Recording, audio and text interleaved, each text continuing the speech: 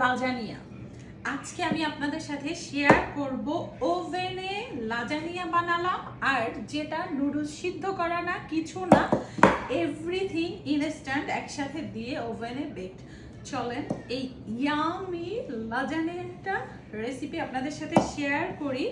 আর সম্পূর্ণ রেসিপিটা দেখলে একদম এই যে পোড়া পোড়াটা কিভাবে হয়েছে, পারফেক্টলি মাংস লাজানিয়া কিভাবে সিদ্ধ হয়েছে, সব কিছু। আর বানানো খুবই সহজ আর মজারও। 1 পাউন্ডের মতো বিফ কিমা, যেটা দোকান থেকে কিনে এনে সরাসরি ব্যবহার করতেছি, বাট ব্যবহার করার আগে অবশ্যই আপনাকে ওয়াশ করে নিতে হবে। বিফটা ওয়াশ করার পরে 1 পাউন্ড বিফের মধ্যে লবণ দিচ্ছি 1 টিস্পুন। এটা হলো অনিয়ন পাউডার, মানে আজকে সব আমি পাউডার ব্যবহার করব। অনিয়ন পাউডার 1 টিস্পুন,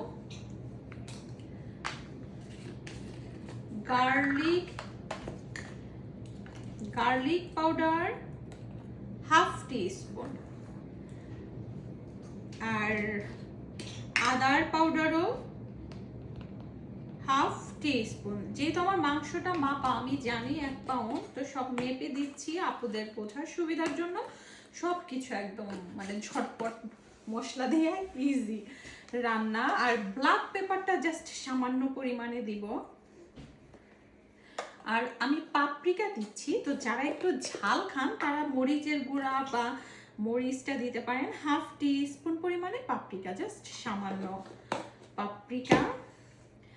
আর পার্সলি, তো পার্সলিটা অপশনাল, কারো কাছে যদি পার্সলিটা না থাকে স্কিপ করতে পারেন। আমি একটু দিয়ে দিচ্ছি হাফ, মানে অল্প দিব যেহেতু বাচ্চাদের জন্য করব।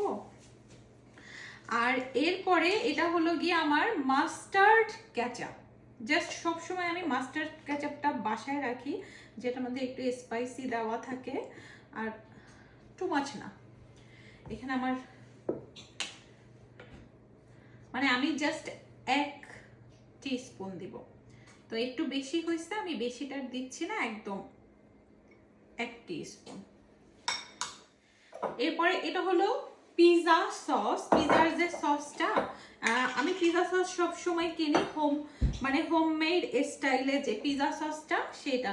তো পিজা সস দিয়ে দিচ্ছি 1 2 3 4 5 6, এটা একটু বেশি দিচ্ছি, 6 টিস্পুন পরিমাণে।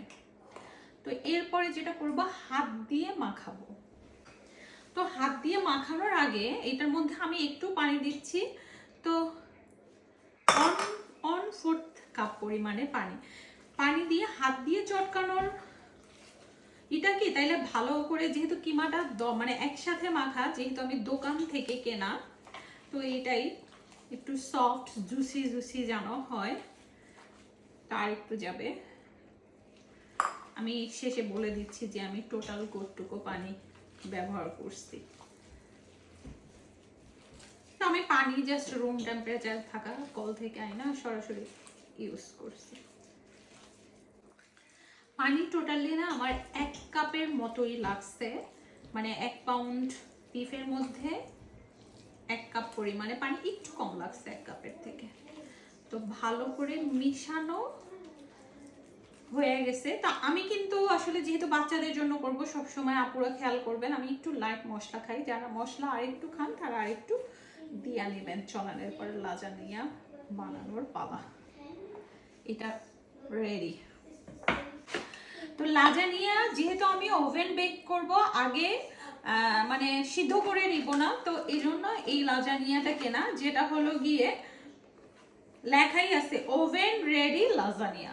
তো আপনারা যখন কিনবেন এটা ওভেন রেডি লাজানিয়া দেখে কিনবেন, তাহলে সিদ্ধ করার ঝামেলাটা থাকে না। যেটা জাস্ট এরকম শীট থাকে, ছোট সাইজ, আর বাচ্চাদের জন্য বেস্ট।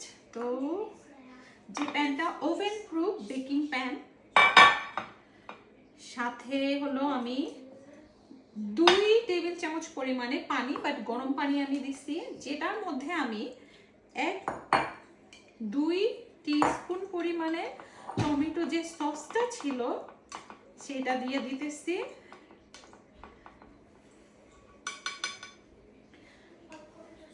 সামান্য একটু সল্ট, সামান্য পরিমাণে সল্ট দিয়ে এরপর লাজানিয়া শীটটা দিয়ে দিচ্ছি। তো আমি 2 লেয়ারে শীট দেব, মানে প্রথম একটা শীট দিলাম, তারপরে একটু হালকা পানি দিয়ে আবারও ভিজায় নিচ্ছি, জাস্ট সামান্য পরিমাণে যেন একটু ভিজে। এরপরে আর একটা লেয়ার দিলাম। তো 2 লেয়ার লাজানিয়া দেওয়ার পরে কিমাটা দিয়ে দিচ্ছি। কিমা 1 লেয়ার পাতলা করে দিব, এরপরে আবারও লাজানিয়া দিব। তবে এরপরে লাজানিয়া পার্টগুলো এক পিস করে দিব। তো এক পিস করে দিয়ে যখন লাজানিয়াটা সেট হয়ে যাবে, উপরের দিকে যেটা হবে সেটাই আমি 2টা শীট দিয়েছি, মানে নিচেরটায় 2টা দিয়েছি, উপরের 2টায়। এরপরে যে কোনো চিজ দিয়ে আমি মজারেলা চিজটা দিয়ে ভালো করে ফয়েল দিয়ে কাভার করে নিচ্ছি। আমি 3টা লেয়ার কাভার করেছি। এরপর বেকিং অপশনে ওভেন দিয়ে 400 ফারেনহিটে 40 মিনিট বেক করছি। 40 মিনিট পরে দেখেন লাজানিয়া পারফেক্টলি কুক ডান, চিজ মেল্ট হয়েছে। এটা কিন্তু একদম ড্রাইও হয় নাই, কিচ্ছু না, পারফেক্ট। কিন্তু লাজানিয়া একটু পোড়া পোড়া করব, মানে চিজটা পোড়া পোড়া করব, এজন্য ব্রয়েলে 400-তে ব্রয়েলে মাত্র 5 মিনিট ব্রয়েল করে নিব। তো 5 মিনিট ব্রয়েল করলেই না পারফেক্টলি সুন্দর একটা কালার আসবে।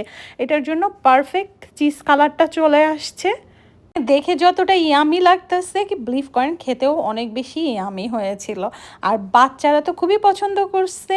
সহজ একটা মিল আপনারা এভাবে রেডি করতে পারেন, যেটা কোনো ঝামেলা নাই, সহজলি হয়ে যাবে।